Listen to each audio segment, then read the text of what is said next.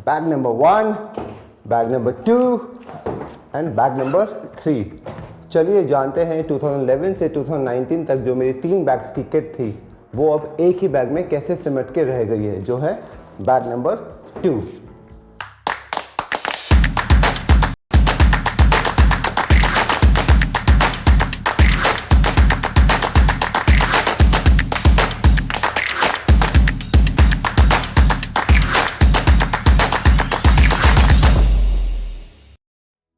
Hello YouTube, मेरा नाम robin Saini है और इस वीडियो में हम जानेंगे कि 2020 में मेरे कैमरा बैग में क्या क्या चीज़ें हैं। सो ये है मेरा फोटोग्राफी बैग जो अब मैं यूज़ करता हूँ। गाइज, ये बैग जो आप यहाँ पे देख रहे हैं ये है think tank security version V2। ये बैग मैंने 2012 में लिया था। ये मेरा सबसे पहला कैमरा बैग था। ओवर द ईयर्स मुझे ये कंपनी इतनी अच्छी लगी कि मेरे पास इस टाइप के और इससे कुछ छोटे बैग्स और इससे कुछ बड़े बैग्स, कुछ 6 ऑफ देम हैं जिनके बारे में मैं इस वीडियो में बाद में बताऊंगा। बट ओवरऑल इस बैग की बिल्ड क्वालिटी, इसके अंदर के सारे के जो अलग अलग टाइप की पैडिंग्स होती हैं, इसके चेन्स, दे आर सुपीरियर, बहुत ही अच्छे हैं। ये बैग मैंने बहुत बार अपने साथ कैरी ऑन भी किया है, चेक इन भी किया है, मगर कभी भी मुझे कोई प्रॉब्लम नहीं हुई है। It's a very rough and tough, very strong bag. चलिए इसे खोल के देखते हैं अब इसके अंदर क्या क्या है।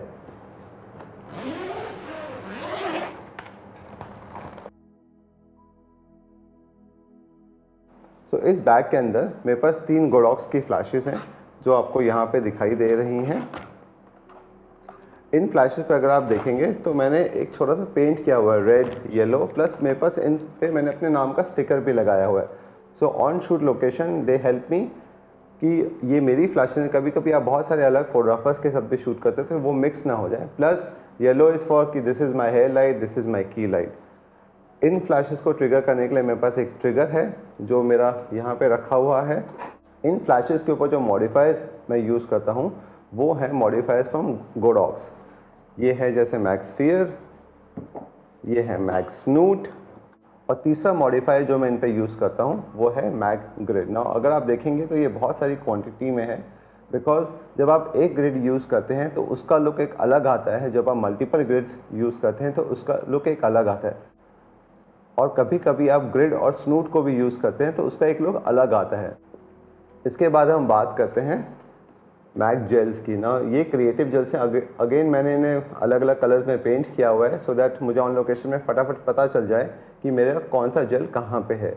इन जेल्स को कभी कभी आप एज अ बैकग्राउंड यूज़ कर सकते हैं, कभी कभी आप इन्हें एज अ स्किन टोन भी दे सकते हैं कपल के ऊपर।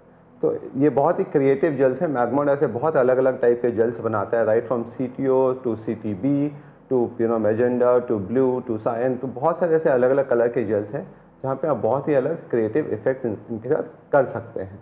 और बिकॉज इन सब में मैग्नेट होते हैं तो आपके फ्लैश पे ये बहुत ही जल्दी ऐसे चिपक जाते हैं एंड एक झटके में निकल भी जाते हैं। और क्योंकि मैगमोड की हर एक एसेसरीज़ के ऊपर मैग्नेट होता है तो उससे हमें फटाफट नए नए लुक्स ट्राई करने में बिल्कुल भी टाइम नहीं वेस्ट करते हम लोग।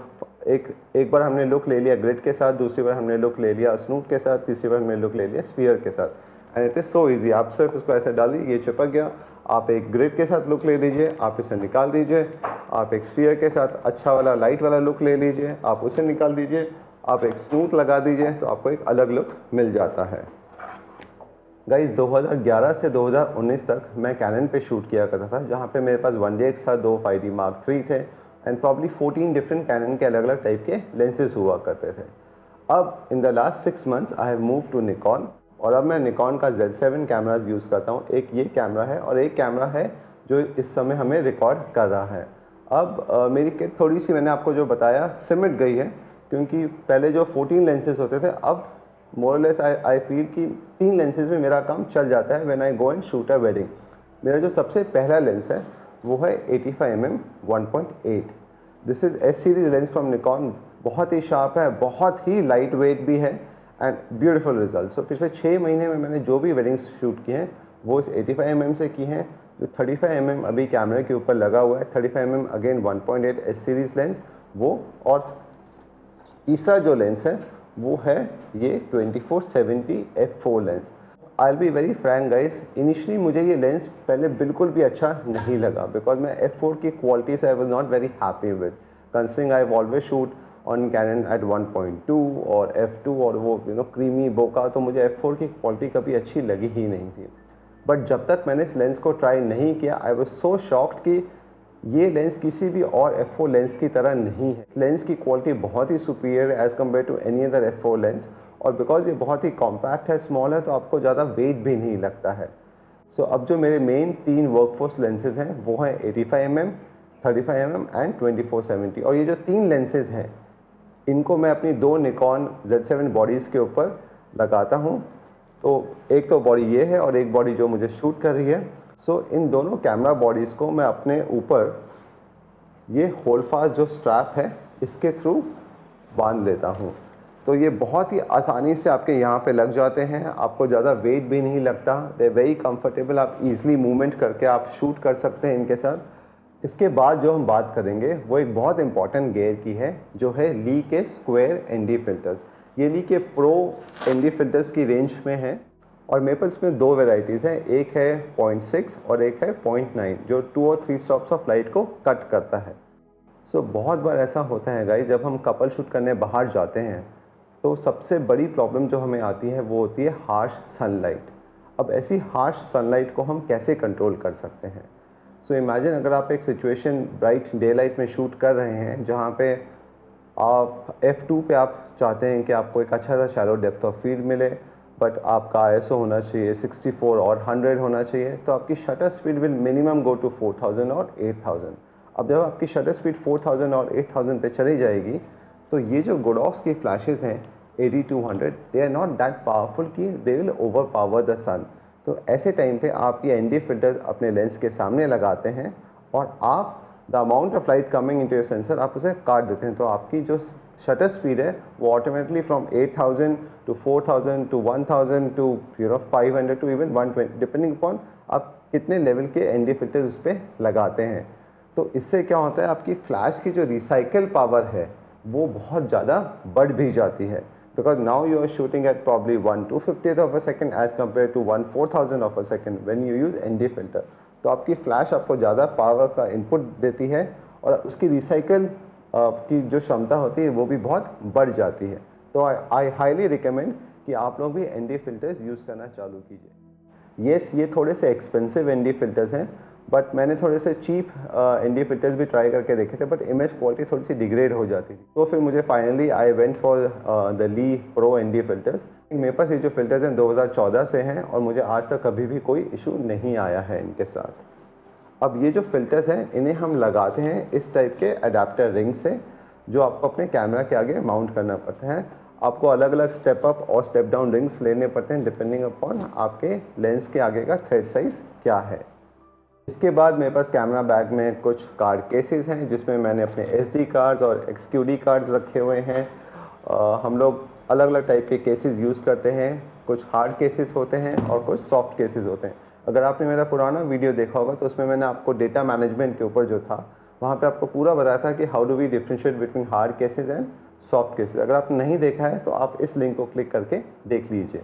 और इसके बाद मेरे पास कुछ ऐसे सेल पाउचेज हैं, these are very important again. आप बहुत सारी चीज़ों में हम लोग कैमराज में सेल यूज़ करते हैं, तो ये हम इसमें रखते हैं। चलिए आगे बढ़ते हैं और अब मैं आपको दिखा रहा हूँ डीडो लाइट। ये light has change my game. It's an LED light, बहुत ही छोटी है, बहुत ही कॉम्पैक्ट है, बट बहुत ही ज़्यादा पावरफुल है। आप इसके कुछ रिव्यूज़ ऑनलाइन देखेंगे तो आपको पता चलेगा how powerful this light is. It has this burn, उसके बाद इस पे आगे डिफ्यूजन भी लगे हुए हैं, तो आप सॉफ्ट लाइट भी थोड़ी सी कर सकते हैं, बहुत ही नैरो फोकस लाइट भी कर सकते हैं उन सिचुएशन में जहाँ पे बिल्कुल ही लाइट नहीं है या आपको फोकस करना है ब्राइड एंड ग्रूम पे, तो this is the best light and you can do lot of time the creative effects also with this light. बहुत ही छोटा है, इसका कॉम्पैक्ट साइज फैक्टर है, बहुत ही ईजी आपके हाथ में आ जाती है पकड़ना। It's a very nice portable light. अब हम बात करते हैं कैमरास की। मेरे पास 2 निकॉन के Z7 कैमरास हैं, एक तो है ये और एक है जिससे अभी हम लोग शूट कर रहे हैं। बिकॉज निकॉन से पहले मैं कैनन में शूट किया करता था और I used to shoot on 1DX एंड 5D Mark III with a battery pack. तो आपको पता है वो कितने हेवी कैमराज और कितने हेवी गियर हो जाते थे। तो मुझे कोई कंप्लेंट कभी नहीं थी। बट बिकॉज निकॉन का डायनेमिक रेंज बहुत ही ब्रिलियंट है, इसके कलर्स बहुत ही लाजवाब हैं, इस कैमरे के साथ जब मैं शूट करता हूँ तो मुझे बहुत बार फ्लैश की ज़रूरत भी नहीं पड़ती है। इसका डायनेमिक रेंज इतना अच्छा है। एक बहुत इंपॉर्टेंट चीज़ है जो है FX मोड और DX मोड। अगर सपोज मेरे पास एक 85mm है और मैं अपने कैमरे को FX मोड से DX मोड पे लेके आता हूँ तो वो मेरा 85mm बाय डिफ़ॉल्ट बन जाता है अराउंड 130 और 125mm। आपको एक पूरा in depth review about Nikon Z7 cameras के बारे में जानना है तो प्लीज़ कमेंट में लिख दीजिए, मैं उसके बारे में भी एक पूरा वीडियो बना दूंगा। चलिए अब ऐसा करते हैं, इस तरफ मुड़ते हैं और देखते हैं इस तरफ हमारे पास क्या क्या है। सो ये है एक्सपोर्ट डिस्क। अब ये क्या करता है, बहुत बार ऐसा होता है कि हमें वेडिंग में बहुत ही ट्रिकी लाइट सिचुएशंस मिलती हैं जहाँ पे हमारा वाइट बैलेंस सेट करना बहुत मुश्किल होता है। ऐसे टाइम में हम ये एक्सपोर्ट डिस्क लेते हैं। आपके पास जो भी लेंस है आप उसके सामने से लगाते हो, अपने लेंस को मैनुअल फोकस में करते हो और थ्रू एंड कैमरा एक पिक्चर ले लेते हो उस लाइट सोर्स की तरफ पॉइंट करके जहाँ से अनइवन लाइट या different kind of lighting situations आ रही हैं। फिर उस जो पिक्चर को आप अपने कैमरा की सेटिंग में जाके कस्टम वाइट बैलेंस की तरह सेट कर देते हो, तो आपका वाइट बैलेंस, उसके बाद आप जो भी पिक्चर लेते हो under that particular lighting situation वो एकदम परफेक्ट आ जाती है। इसके बाद जो नेक्स्ट चीज़ है हमारे यहाँ पे वो है मोर कार्ड पाउचेज़। ये कार्ड पाउचेज़ हैं थिंक टैंक कंपनी के, जहाँ पे हम अपने और ज़्यादा कार्ड पाउचेज़ रखते हैं।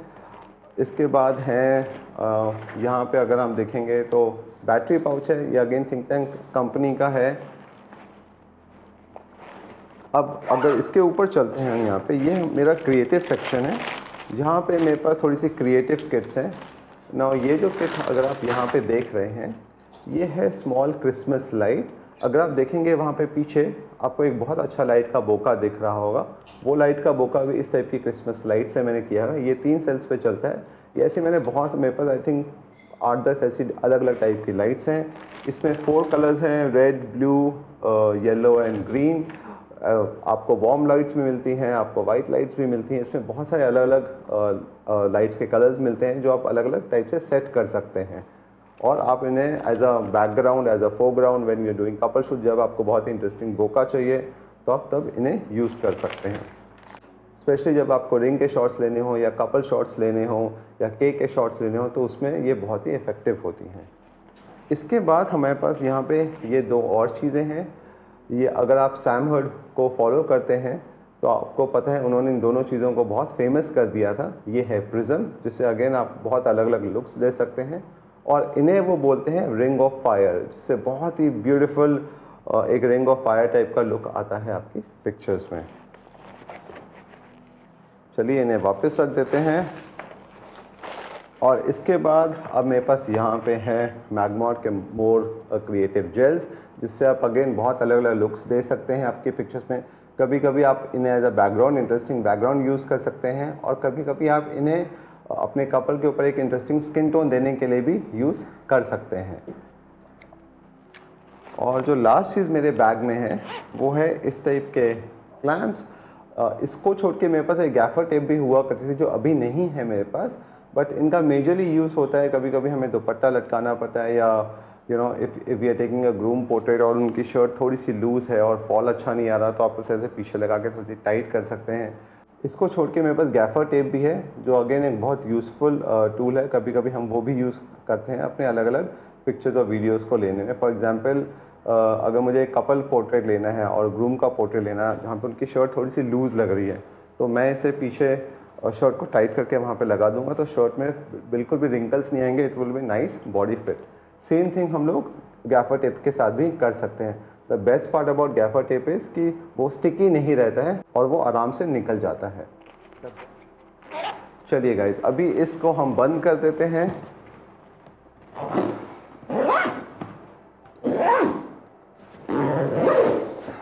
और इसे हम रख देते हैं नीचे। अगर मैं आपको एक रीज़न में बताऊं कि क्यों मैं इतने बड़े सेटअप से एक छोटे से सेटअप में और एक कॉम्पैक्ट से सेटअप में मूव हुआ, उसका मेन रीज़न ये था कि टेक्नोलॉजी इतनी एडवांस हो गई है कि अब आपको जो भी चीज़ है वो एक छोटा कैमरा आपको दे सकता है, लाइक अ मिररलेस नाइस कैमरा। अब वो कैमरा निकॉन का हो या किसी और ब्रांड का हो। सिमिलरली लेंसेज, हर एक ब्रांड आजकल बहुत नाइस छोटे कॉम्पैक्ट लेंसेज बना रहा है। Similarly lights, I can't now use pro photo lights because they are extremely heavy. Yes, they are powerful, 400 watts and stuff, but then I think with the ND filters मैं Godox से आराम से काम चला सकता हूँ. Similarly, the image quality of these mirrorless cameras is much better than the old DSLR cameras.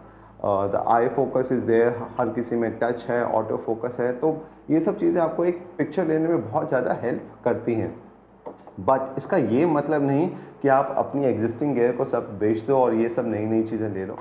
सो अगर आप सोच रहे हैं कि ये मैंने वीडियो क्यों बनाया, मैंने ये वीडियो उन लोगों के लिए बनाया है जो पिछले मुझसे 8-10 सालों से पूछते थे कि आप कौन से कैमरा से शूट करते हैं, कौन से लेंस से शूट करते हैं, क्या लाइट्स यूज़ किया करते हैं.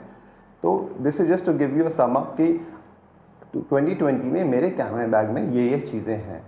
I was one of those photographer जो बहुत लेट मिररलेस में जंप हुआ. मैं काफ़ी टाइम तक टिल लास्ट ईयर अक्टूबर तक तो I was only shooting on the DSLRs. तो ऐसा नहीं है कि जब मैंने DSLR पे शूट करता था मैंने अच्छी इमेजेस नहीं उस टाइम खींची. मैंने बहुत अच्छी इमेजेस खींची और मैंने मैक्सिमम जो अपने अवार्ड्स जीते हैं वो DSLR पे खींची हुई इमेजेस के साथ ही जीते हैं. सो गाइज, आई होप आपको ये मेरा वीडियो अच्छा लगा होगा, और अगर आप चाहते हैं कि मैं इस टाइप के बहुत सारे और वीडियोस बनाऊं तो प्लीज़ मुझे नीचे कमेंट्स में लिखिए कि मैं किन टॉपिक्स पे वो वीडियोस बनाऊं.